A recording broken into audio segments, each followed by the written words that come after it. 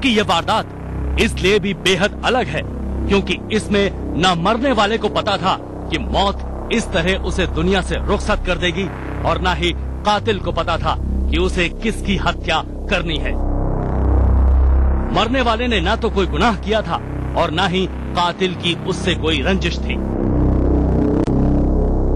जराइम की दुनिया को भी हिला देने वाली ये वारदात लखनऊ से जुड़ी है, जहां 29 मई 2013 की रात को फरीदी नगर के मकान नंबर 638/107 में घुसकर अज्ञात हमलावर सोते वक्त एक मासूम की हत्या कर देते हैं।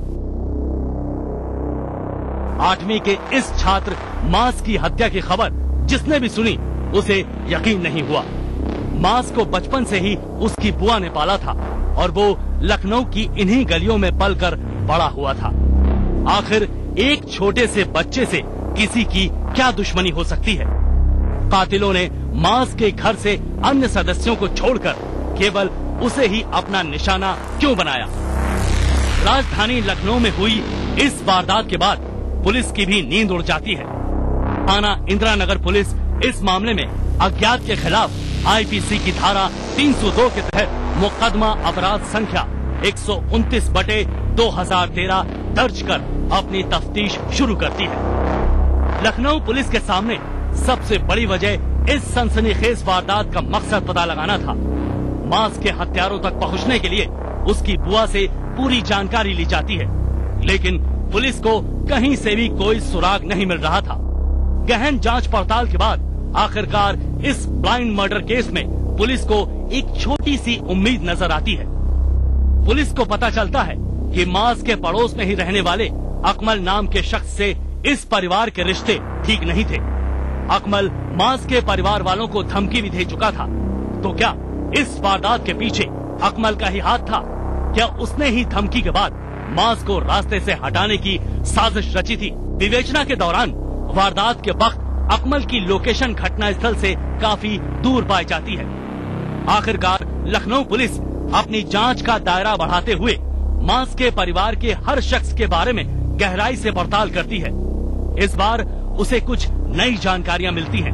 ये जानकारियां पुलिस को भी हैरान करने वाली थी। पुलिस तफ्तीश में सामने आता है कि मास की फुफेरी बहन के लखनऊ क्राइम ब्रांच में रह चुके एक तेज तर्रार पुलिस इंस्पेक्टर से करीबी संबंध थे। मास की फुफेरी बहन खुद भी प्रशिक्षु दरोगा थी और इंस्पेक्टर संजय राय से उसकी अक्सर बातचीत होती थी। पुलिस को इंस्पेक्टर से जुड़ी कुछ अहम बातें भी पता चलती हैं। तो क्या पुलिस अब मास के हत्यारों तक पहुंचने के बेहद करीब थी?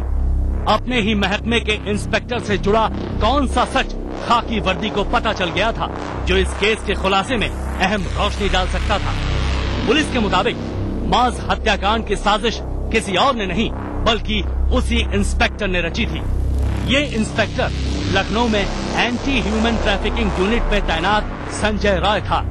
संजय राय मास की बुआ हुस्न बानो के पति का अच्छा साथी था। हुस्न बानो के पति की मौत के बाद संजय ने ही अपने दोस्त की बेटी को प्रशिक्षु दरोगा की नौकरी दिलाने के दौरान काफी मदद की थी। पुलिस की माने तो इसी दौरान इंस्पेक्टर संजय राय प्रशिक्षु दरोगा और मास की फुफेरी बहन के करीब आ जाता है, लेकिन अचानक उसे शक होता है कि प्रशिक्षु दरोगा की अकमल नाम के शख्स से नजदीकियां काफी बढ़ चुकी हैं। यहीं से संजय राय एक खूनी हत्याकांड की साजिश रचता है। पुलिस के मुताबिक संजय राय खाकी महकमे में अपने ओहदे का फायदा उठाते हुए आजमगढ़ से शूटर बुलवाता है। लखनऊ आने पर संजय राय का घरेलू नौकर छोटू खुद इन दोनों शूटरों को लेने के लिए वहां पहुंचता है और फरीदी नगर ले जाकर मास का घर दिखाता है, लेकिन दोनों शूटर वारदात को करने से हाथ खड़े कर देते हैं। एक बार फिर नए प्लान के साथ 3 और शूटर बुलवाए जाते हैं और 29 मई 2013 को ये तीनों लखनऊ पहुंचते हैं, जहां संजय का नौकर उन्हें पिस्टल मुहैया कराता है और एक बार फिर शूटरों को मास के घर की लोकेशन दिखाई जाती है। इसके बाद फिरौती का बयाना मिलने के बाद शूटर 2 बाइक पर सवार होकर इस वारदात को अंजाम देते हैं। इस दौरान छोटू अन्य शूटर के साथ कार में मौजूद रहता है। पुलिस के मुताबिक संजय राय इस हत्याकांड के जरिए अकमल को फंसाना चाहता था वो अकमल को शक के घेरे में लाने में कामयाब भी हो जाता है, लेकिन आखिरकार सच्चाई खुलकर सामने आ जाती है। हालांकि मास के परिजन पुलिस खुलासे पर ही सवाल खड़े कर रहे हैं। मास की बुआ का दावा है कि संजय राय बेकसूर है। शूटर उनके बच्चे की हत्या के लिए बुलवाए गए थे और मास की हत्या गलतफहमी में हुई है। वहीं जिन शूटरों को गिरफ्तार किया गया है उनको भी फर्जी बताया जा रहा है। पुलिस खुलासे के मुताबिक अकमल वारदात के दिन मौकाए वारदात से काफी दूर था, जबकि मास के घर वाले इसे भी गलत ठहरा रहे हैं। साहब ने बुलाया था, वहाँ जब हमको शूटर को दिखाया, मैंने उनके मुंह पे कह दिया ये नहीं थे, क्योंकि मैंने अपने आंखों से देखा था ना शूटर को। किस तरीके के? हल्के उम्र के थे, वो सांवले कलर के थे, 18-20 साल के थे, और ये शूटर 30-32 साल के थे, हट्टे कट्टे लंबे चौड़े। इस घटना में और भी लोग हैं जो और 5 लोगों की संलिप्तता है। अभी 5 लोगों को गिरफ्तारी करना शेष है। पुलिस फिलहाल संजय राय के नौकर सहित 3 शूटरों को गिरफ्तार करने में कामयाब रही है, लेकिन दोस्ती और मोहब्बत की आड़ में एक परिवार की खुशियां छीनने वाले ये निलंबित इंस्पेक्टर अभी तक फरार है। संजय राय की तलाश में लगातार दबिश दी जा रही है, लेकिन खाकी वर्दी के हर पैतरे से अच्छी तरह वाकिफ संजय कानून को लगातार चकमा देता जा रहा है। पुलिस के मुताबिक इस केस के अन्य छिपे हुए पहलू भी हैं। संजय और अन्य की गिरफ्तारी के बाद ही ये सारे पहलू सामने आ सकेंगे। अगर आप भी अपने आसपास घट रहे किसी अपराध को दास्ताने जुर्म में देखना चाहते हैं तो उठाइए अपना मोबाइल फोन, मैसेज बोर्ड पे जाइए, टाइप कीजिए DEJ स्पेस दीजिए, अपना और अपने शहर का नाम लिखकर भेज दीजिए 56000606 पर। अगर आपके पास हमारे लिए कोई भी प्रतिक्रिया है, सकारात्मक या नकारात्मक, आप हमें पत्र भी लिख सकते हैं। हमारा पता नोट कीजिए, दास्ताने जुर्म, ETV 5/96A, भवानी सिंह लेन, भवानी सिंह रोड, सी स्कीम, जयपुर। और अगर आप इंटरनेट इस्तेमाल करते हैं तो आप ट्विटर और फेसबुक के जरिए भी हमसे संपर्क स्थापित कर सकते हैं।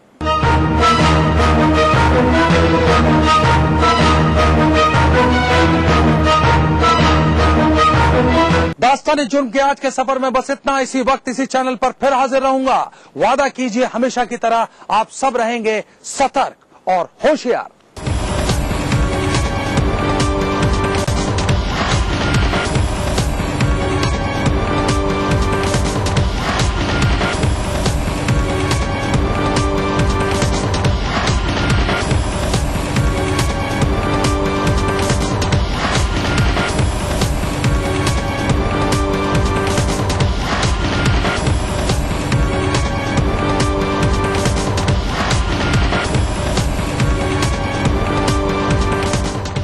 कितना भी मुश्किल और खतरा भरा रास्ता हो, बेखौफ खबरों की जड़ तक जाते हैं हम। दिन दहाड़े काटा जा रहा है, कहीं भी कभी भी ब्लास्ट करके स्कूल को उड़ाया गया है, काफिले अंधाधुंध फायरिंग की गई। रहते हैं हम मौजूद। पुलिस भारी संख्या में सबसे पहले खबरें। स्पॉट फिक्सिंग में अब जांच का दायरा बढ़ता जा रहा है। मरीजों का दर्द सुनने के लिए उनके पास समय नहीं है। डॉक्टर उपलब्ध नहीं रहता। आदमी को मार रही है, कौन कर रही है? CBI ने हम सेफ नहीं फील कर रहे हैं। सच्चाई को लाते हैं आपके सामने ETV न्यूज में दिन भर लगातार।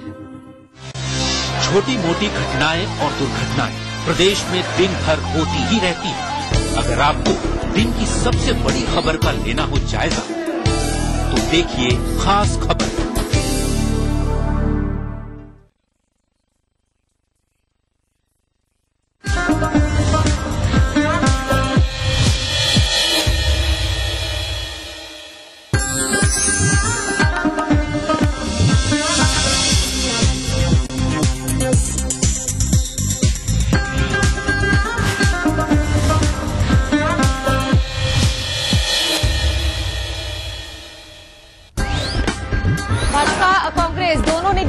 भुखमरी और बेरोजगारी। भोपाल में सपा ने भरी हुंकार। प्रत्याशियों की दूसरी लिस्ट जारी। भाजपा कांग्रेस में अब भी असमंजस। मोदी को जहां जहां मिली कमान वहां हुई भाजपा की हार। भोपाल में बोले दिग्विजय सिंह, केंद्रीय मंत्रिमंडल में प्रदेश को जगह नहीं मिलने पर साधी चुप्पी। उज्जैन के महतपुर जेल में कैदियों से क्रूरता पर ETV की खबर का असर। वसूली करने वाला जेल अधीक्षक देवीदास दुर्वे हुआ लाइन हासिल। जबलपुर में युवक की हत्या के मामले में जिला अदालत का बड़ा फैसला। 7 दोषियों को सुनाई आजीवन कारावास की सजा। प्रॉपर्टी विवाद को लेकर हुई थी वारदात। और भिंड में मूसलाधार बारिश से सैलाब के हालात, पानी में डूबे दर्जनों गांव। एसडीएम का वाहन भी तेज बहाव का हुआ शिकार। बाल बाल बचे अधिकारी।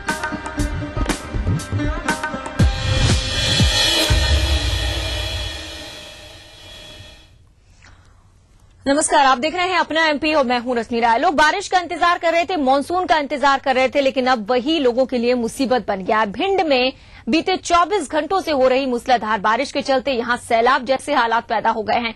दर्जन भर गांव पूरी तरह से पानी में डूब गए हैं और जनजीवन अस्त व्यस्त हो गया है। इलाके का जायजा लेने पहुंचे मेगांव एसडीएम की गाड़ी भी पुलिया पार करने के दौरान बाढ़ में फंस गई और बहाव में बहते बहते बाल बाल बची। इलाके में लोगों की मुसीबतें इस कदर बढ़ गई हैं कि उन्हें गांव से बाहर निकलने का भी रास्ता नहीं सूझ रहा है। तो जो हालात वहां पर बने हैं उसको लेकर लोग परेशान हैं। प्रशासन से भी मदद चाह रहे हैं क्योंकि वहां पर 24 घंटों से मूसलाधार बारिश हो रही है। बारिश रुकने का नाम नहीं ले रही और अब ये सैलाब का रूप भी लेती जा रही। दर्जन भर गांव पूरी तरीके से पानी में डूब गए हैं। जनजीवन अस्त व्यस्त हो गया है और सबसे बड़ी बात यह है कि अधिकारी भी जाना चाहते हैं तो वहां पर वो भी फंस जाते हैं। इलाके का जायजा लेने पहुंचे मेगांव एसडीएम की गाड़ी भी जब पुलिया पार कर रही थी, पुलिया पे पानी था, उसी दौरान वो वहां पर फंस गई। शुक्र रहा कि अधिकारी बच गए। आप खुद देखिए किस तरीके से लोगों को ये पुलिया पार करनी पड़ रही है। हर तरफ पानी पानी नजर आ रहा है।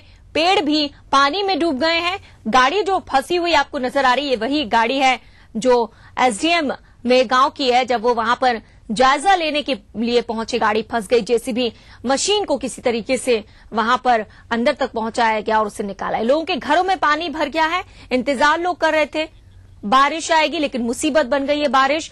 फिलहाल ज्यादा जानकारी के लिए बात करते हैं। भिंड से हमारे संवाददाता दीपक चतुर्वेदी जुड़ गए हैं। दीपक, इस वक्त क्या हालात है वहां पर? जून का इंतजार था, लेकिन किसी ने भी ये नहीं सोचा था कि जो मानसून उनके लिए आफत बनकर आएगा। भिंड की अगर बात करें तो भिंड में लगभग हर ग्रामीण इलाके में इस बाढ़ के हालात है। आपको बता दें कि जो गोडली क्षेत्र के गांव है उनमें घरों में पानी भरा हुआ है और लोग अपने अपने तरीके से अपना बचाव करने में लगे हैं। आज के आपको पता है कि एसडीएम जो एसएल सोनी है वो मौके का मुआयना करने के लिए पहुंचे थे, लेकिन तेज बहाव के कारण उनकी गाड़ी भी पानी में बह गई।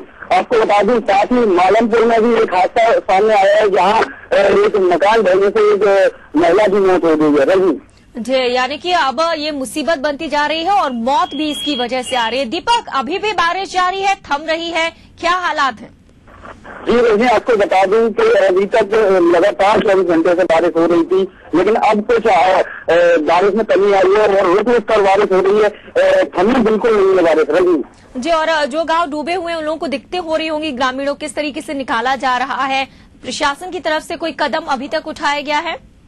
जी, निश्चित तौर पर आपको बता दूं जिन गाँवों में पानी भरा हुआ है उन गाँवों में आवाजाही बिल्कुल बंद हो चुकी है और जो गाँव तक पहुंचने के मार्ग है वो भी जगह जगह टूटे हुए हैं। प्रशासनिक अधिकारियों से जो हमारी बात हुई है उनका खास तौर पर कहना है कि इस प्रकार की आपदाओं से बचाव के लिए तत्काल उपाय किए जा रहे हैं और मौके पर प्रशासनिक अमले को भेजा जा रहा है। जी रजनी जी बिल्कुल, और वाकई में कितना असर वहां पर नजर आ रहा है? प्रशासनिक अमला मदद की बात करें तो अगर एसडीएम साहब गए, उनकी गाड़ी फंस गई, और कोई तरीका है लोगों को वहां से निकालने का ताकि वो अधिकारी भी मुसीबत में न पड़े और लोगों को बचा लिया जाए?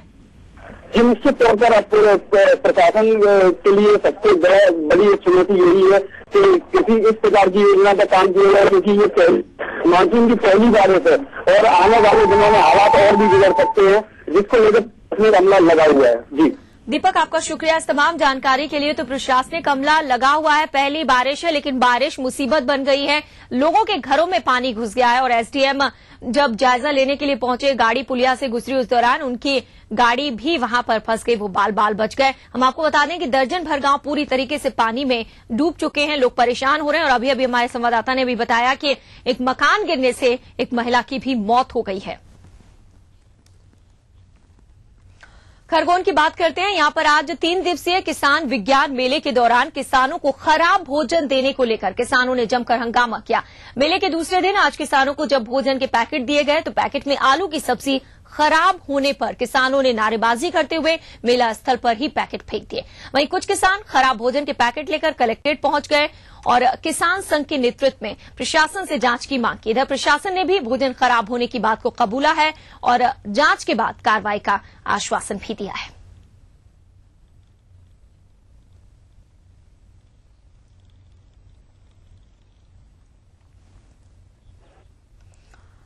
और बात करते हैं खबर के असर की। उज्जैन के महतपुर जेल में जेल अधीक्षक के इशारे पर 25 कैदियों से क्रूरता के मामले में ईटीवी की खबर का असर हुआ है। वसूली के आरोपी जेल अधीक्षक को लाइन हाजिर कर दिया गया है।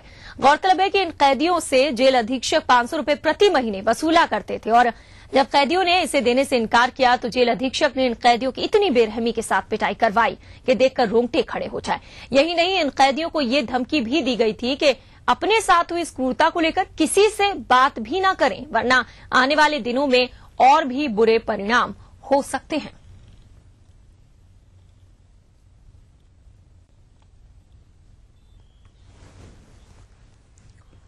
इधर महतपुर जेल में बंद कैदियों की निर्मम पिटाई और अवैध वसूली पर ईटीवी की खास खबर दिखाए जाने के बाद इलाके की स्थानीय कांग्रेस विधायक कल्पना पारुलेकर ने शनिवार को महतपुर जेल का दौरा किया और जेल के भीतर कथित रूप से रिश्वत न देने के कारण मारपीट में घायल हुए कैदियों से मुलाकात की। मुलाकात का ये सिलसिला जो ही खत्म हुआ, विधायक पारुलेकर को जेल प्रशासन पर कुछ इस कदर गुस्सा आया कि उन्होंने जेल प्रशासन को उनके ही कार्यालय में धमकाना शुरू कर दिया।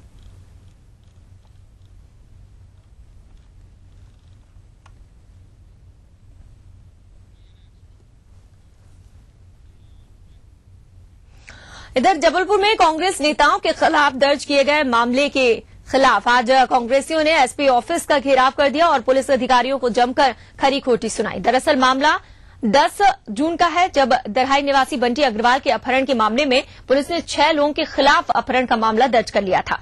इधर अपहरण का मामला दर्ज होते ही कांग्रेसी आरोपी युवक बंटी अग्रवाल को लेकर पुलिस अधीक्षक कार्यालय पहुंच गए, जहां बंटी ने पुलिस को बयान दिया कि उसका कोई अपहरण नहीं हुआ है।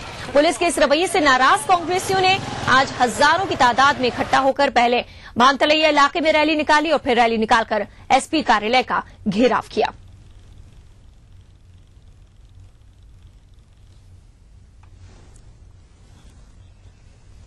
और अगली खबर भी जबलपुर से। यहां पर जिला अदालत ने आज हत्या के एक मामले में 7 दोषियों को आजीवन कारावास की सजा सुनाई है। मामला 30 जनवरी 2010 का है, जब तुलाराम चौक इलाके में प्रॉपर्टी के विवाद को लेकर युवक रोहित जैन की गोली मारकर हत्या कर दी गई थी। इस मामले में ओमती पुलिस ने 7 आरोपियों के खिलाफ हत्या का मामला दर्ज कर उन्हें गिरफ्तार किया था और तब से कोर्ट में इसकी ट्रायल चल रही थी। आज 7 आरोपियों को आजीवन कारावास की सजा सुनाई गई है।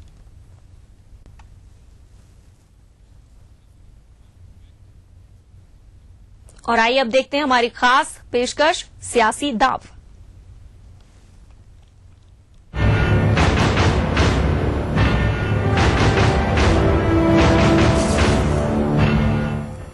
मध्य प्रदेश और छत्तीसगढ़ की चुनावी रणनीति पर खास बातचीत के लिए इस वक्त मेरे साथ मौजूद हैं एआईसीसी के महासचिव श्री बीके हरिप्रसाद जी। हरिप्रसाद जी, स्वागत है आपका। छत्तीसगढ़ और मध्य प्रदेश दोनों ही राज्यों में कांग्रेस 2 बार चुनाव हार चुकी है। क्या रणनीति क्या है इस बार आपकी? आपको क्या लग रहा है कैसे मुकाबला करेंगे? क्योंकि आमतौर पर समझा जा रहा है कि बीजेपी इन दोनों राज्यों में हैट्रिक बनाएगी। मध्य प्रदेश और छत्तीसगढ़ में भले ही 2 बार हम लोग हार चुके हैं, तीसरी बार जरूर कांग्रेस सरकार बनाएंगे। नहीं, लेकिन क्या मुद्दे क्या हैं आपके पास इन दोनों राज्यों में? अब रणनीति को आप जानना चाहते हैं, मैं क्यों बताऊं रणनीति? लेकिन क्या असर पड़ेगा छत्तीसगढ़ की जो घटना हुई, कांग्रेसी नेता के मारे गए? उस मुद्दे पे नहीं आऊंगा। नहीं, मैं जानना चाहता हूं उसको राजनीति करना नहीं चाहता हूं। लेकिन जो घटना हुई, क्या आपको लगता है उसकी सहानुभूति कुछ मिलेगी आपको? नहीं, उसमें राजनीति मैं नहीं करना चाहता हूं। मैंने इतना ही बोला, कांग्रेस कुर्बानी करती है जी इस देश प्रदेश के लिए जी, तो दूसरा पार्टी जैसा जान नहीं लेते हैं पार्टी पोजीशन में। इलेक्शन कमीशन से भी मिले, इलेक्शन कमीशन से सुरक्षा की अब क्या व्यवस्था है? मतलब वहां पर क्या कांग्रेस इलेक्शन कमीशन से इसलिए मिले छत्तीसगढ़ में, पिछले का रिकॉर्ड देखने में 40% के ऊपर पोलिंग नहीं हुआ है। अचानक इस 85% जब पोलिंग हुआ है उसके ऊपर हमारा शक है। ओके, नहीं तो जिस तरह से सुरक्षा नहीं दी जा रही है कांग्रेसियों को वहां पर छत्तीसगढ़ के, खासतौर से जो नक्सली जो इलाके हैं वहां पर, तो आपको क्या लगता है ये क्या रमन सिंह सरकार की सोची समझी रणनीति का हिस्सा है जो जिस वजह से वो सुरक्षा मुहैया नहीं करवा रहे हैं? देखिए, एक बात तो खुद मुख्यमंत्री ने एडमिट कर लिया है, हमारा सुरक्षा देने में चूक हुआ है। जी हाँ, जरा सा भी डिसेंसी, वो तो तुरंत पद छोड़ के जाना था। 36 गड़िया 30 लोग मरे हैं जी, बेशरम लोग हैं, फिर भी कहते हैं दूसरों के ऊपर उंगली दिखाना देखते हैं। एनआईए इन्वेस्टिगेट कर रहा है, इसलिए मैं उसको ज्यादा टिप्पणी नहीं आप देना मेरी चाहता। सीधी बात का जवाब नहीं दे रहे हैं कि जो सरकार का ये सोची समझी रणनीति के तहत, एक सोची समझी साजिश के तहत आपको जब सरकार खुद बोल रहा है हमारा चूक है, तो मैं क्या बोलूं उसको? कांग्रेस के सामने अभी सबसे बड़ी चुनौती जो है अपने घर को ठीक करने की, दोनों ही राज्यों में कैंपों में डिवाइडेड है कांग्रेस। राहुल गांधी जी भी इस ओर कई बार इशारा कर चुके हैं, तो आप क्या सफल हो पाए अभी तक इन दोनों राज्यों में कांग्रेसी नेताओं को एकजुट करने में? कितने सफल हो पाए आप ये बताइए। कांग्रेस में कोई बिखराव नहीं है, भले ही गुट है जी, मैं मानता हूं, मगर सोनिया जी राहुल जी कहने के बाद सब एकजुट होकर चुनाव लड़ते हैं, मगर उधर लड़ते हैं क्या? तो दोनों राज्यों में आप जीत को लेकर के कॉन्फिडेंट है? 100% दोनों राज्य में कांग्रेस बहुमत से आएंगे। चलिए बीके हरिप्रसाद जी, बातचीत के लिए शुक्रिया।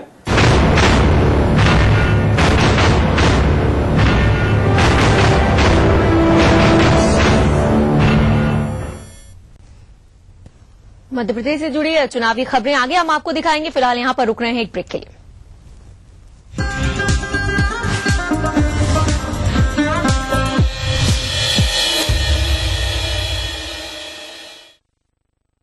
बात हो हमारे प्रदेश की, आम की या खास की, हमारे जितने फोर्सेस हैं अपनी जान को हथेली पे लगा के काम कर रहा है। खबर परंपरा की हो या स्वाभिमान की, वर्षों पहले शुरू की गई ये परंपरा अब भी लगातार जारी है। आम जनता का संघर्ष हो, न नौकरी है, चाकरी है, खाने का कुछ नहीं है, या राजनीति, छत्तीसगढ़ की अपनी पहचान है, अपनी ताकत है। शहर से लेकर गांव तक हर खबर आपके पास हमारे छत्तीसगढ़ में इन समय पर। कार्यक्रम के सह प्रायोजक हैं चट्टानों सी मजबूती, खरे सोने की क्वालिटी, बिरला गोल्ड सीमेंट। हृदय रोगों के इलाज की विश्व स्तरीय सुविधा अब जबलपुर में ही उपलब्ध। जिसमें हो दम वही होता है champion. Prism champion cement. Maharaja public school Rewa. Frooti fun है ज्यादा, चॉकलेटी कुकीज पे दिल फिसला, वाडीलाल के डिलिशियस फ्लेवर्स मजेदार बनाए समर्स। वाडीलाल आइसक्रीम, हैप्पीनेस का स्वाद, voted as India's most trusted ice cream brand. कौन कहता है क्लासरूम सिर्फ सीखने और सिखाने की जगह है? यह तो जश्न है, जश्न है सवालों का, जश्न है साथ होने का, जश्न है जादू का, जश्न है सपनों का, क्योंकि जहां सपने हैं बस वहीं तो क्लासरूम है। स्वागत है क्लासरूम में। ITM university Gwalior, celebrating dreams. Presenting the KR Mangalam University. KR Mangalam takes education to the next level. KR Mangalam University, Sohna Road, Gurgaon. This could be your destination success. आज का सपना कल का सच बन जाता है। बेहतर ज्ञान बनाए महान। महाराजा पब्लिक स्कूल रीवा। कॉन्टैक्ट 07662 329474। इसने होम्स पेश करते हैं। इसने स्ट्रीट्स रीवा की प्राइम लोकेशन पर 3 BHK, 4 BHK और 5 BHK आवासों की विशाल रेंज, जहां आप पाएंगे in house shopping, joggers park, club house, advance security system, modular kitchen, vastu आधारित स्वतंत्र बंगले, 24 घंटे पानी। संपर्क करें 07662 404353। IES Group of Institutions, Bhopal, a leading educational group of Central India with a record placement of 753 students in 72 different national and multinational companies in 2012. Institutional tie-ups with IIT Bombay, IBM, Microsoft. Admissions open in engineering, polytechnic, pharmacy and management. IES Group of Institutions, leading educational group of Central India. बच्चों के सपनों में माँ बाप की जिंदगी बसती है। मेरी बेटी का भी एक ही सपना था, डॉक्टर बनना। लेकिन इसे पूरा करना मेरे बस की बात नहीं थी। मैंने बात की कि बच्चों को लोन दो, उनका दें कैसे, अगर इन्हें वापस नहीं दिया तो इनकी गारंटी कौन लेगा, इनकी जमानत कौन लेगा? हम कहें इनकी गारंटी मामा शिवराज सिंह चौहान लेगा और भारतीय जनता पार्टी की सरकार लेगा। मेरी बेटी को सहारा मिला मध्य प्रदेश उच्च शिक्षा ऋण गारंटी योजना का। मध्य प्रदेश सरकार ने हमको ऐसा सपोर्ट दिया है, ये कभी जीवन में कभी भी आने वाले समय में हम कल्पना भी नहीं कर सकते थे। इस योजना के तहत मेरी बेटी को उच्च शिक्षा के लिए 15 लाख रुपए का लोन मिला।